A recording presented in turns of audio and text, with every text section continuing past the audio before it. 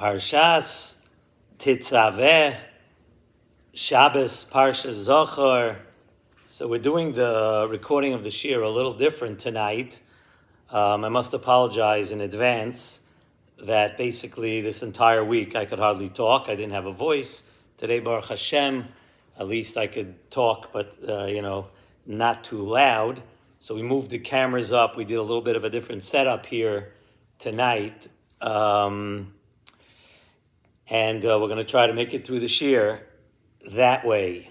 And as you all know, as everybody knows, besides being Parshas Tetzaveh, Shabbos Parsha Zachor, it's the week of Purim. Very, very exciting full week. The Shabbos, and then afterwards a week with the Yom Tov. But we're going to stick to Parshas Tetzaveh. Many of the years we talked about Parshas Zachor and we talked about Purim, but there are some really beautiful ideas from the Nesivos Shalom in the Parsha of the week. And the Medrash at the beginning pasuk of our Parsha, the Medrash brings a pasuk from the Navi Yirmiyah, Perek Yud Aleph. And the Navi likens Klal Yisrael, being that at the beginning we're talking about making the pure olive oil for the Mishkan. So the Navi Yirmiyah, he likens Klal Yisrael to a zayis, to an olive. And the pasuk is as follows: Zayis ranon yefei pri toyar kora Hashem shimcha shemecha. HaKadosh Baruch Hu gives Klal Yisrael the name as, and compares them to an olive. So, and the Medrash says, so when you look at that pasuk, don't we know that in many different places in the Torah and the Navi, don't we find that Klal Yisrael is compared to many different fruits? Klal Yisrael at different times is compared to Geffen or to Eina, different fruits. Why is the Navi Yirmiyah dafka zeroing in and dafka comparing Klal Yisrael to an olive? I mean, Klal Yisrael is compared to many different beautiful trees. Why an olive? So why is it singularly speak about an olive? The answer is, says the Medrash, that just like we know an olive, when you take an olive off the tree, what do you do to the olive? You beat the olive. Later on, you grind the olive.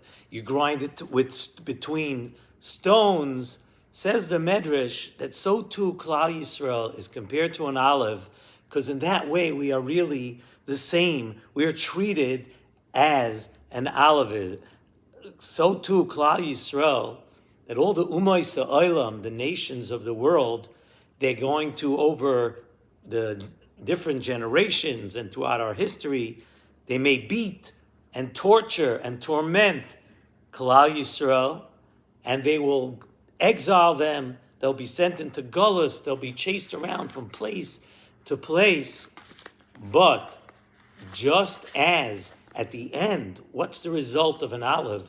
Where you take it and you squash it and you beat it and you grind it, just like the result of an olive is that the olive at the end comes out with a pure new product, the product of olive oil, something which is so clean, something which could be something which gives off light, that Klal Yisrael at the end, that all these gullus and all these different things are going to be a tshuva for Klal Yisrael, and at the end, Klal Yisrael is going to come out on top, and we're going to come out pure. So really we follow the same lineage, the same history, and the same characteristics as what an olive goes through until the finished product comes out. And that is the Medrash.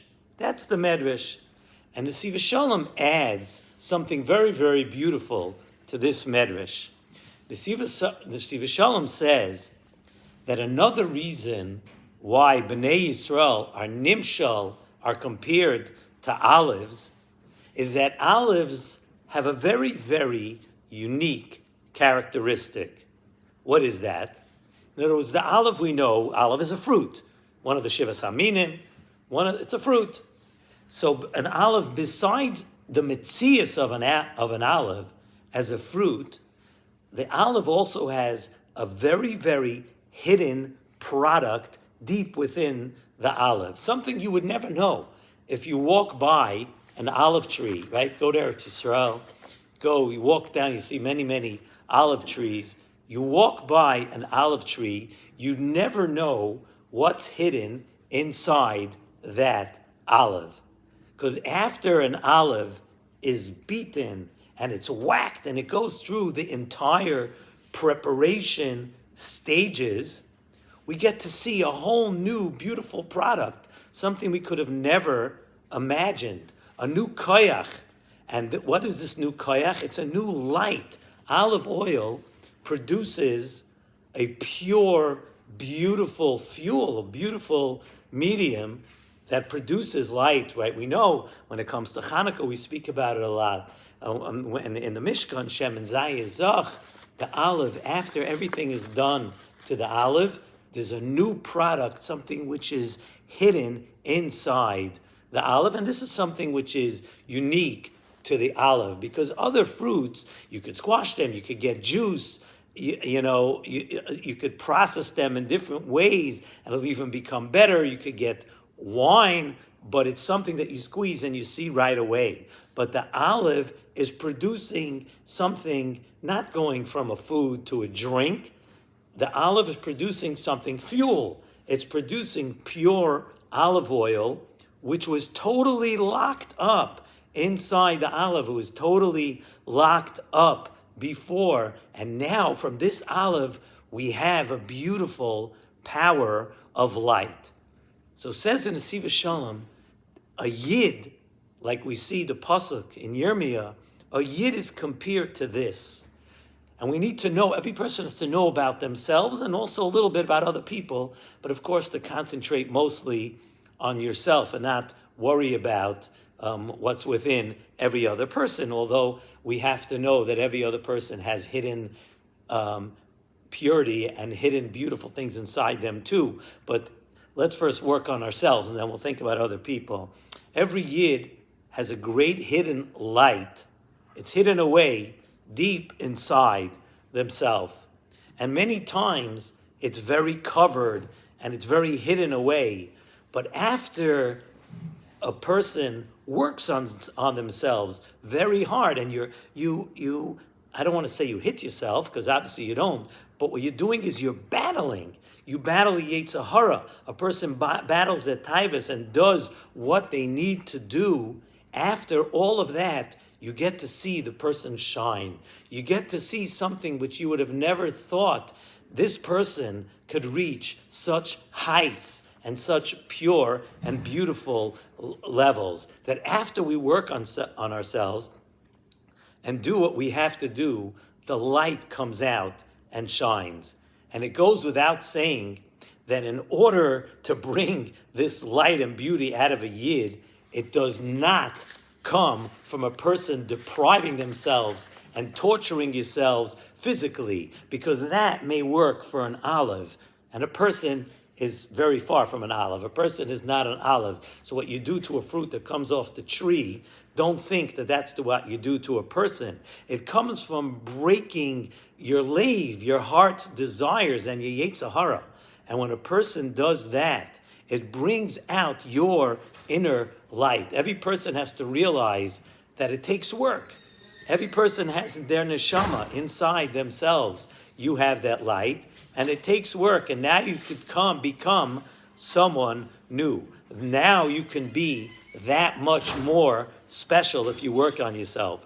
And this light, says in Nesivos Shalom, this light in the neshama inside every yid, this light is a piece of the Or Haganos, the great light that was created at Brias HaOlam, and it was stored away at the time HaKadosh Baruch Hu saw by the Dor HaMabul, the Dor HaFlaga, that this light can't stay in the world anymore.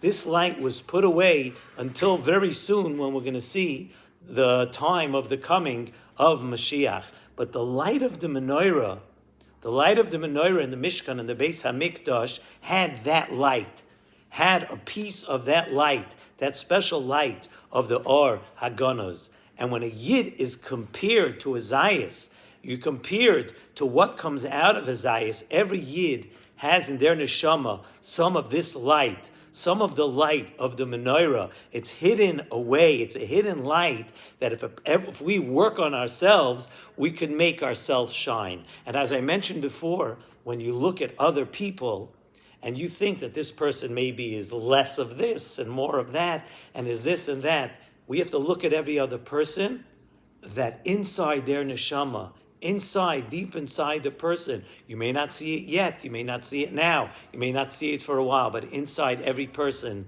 is that very special light, and every other person has to be treated accordingly.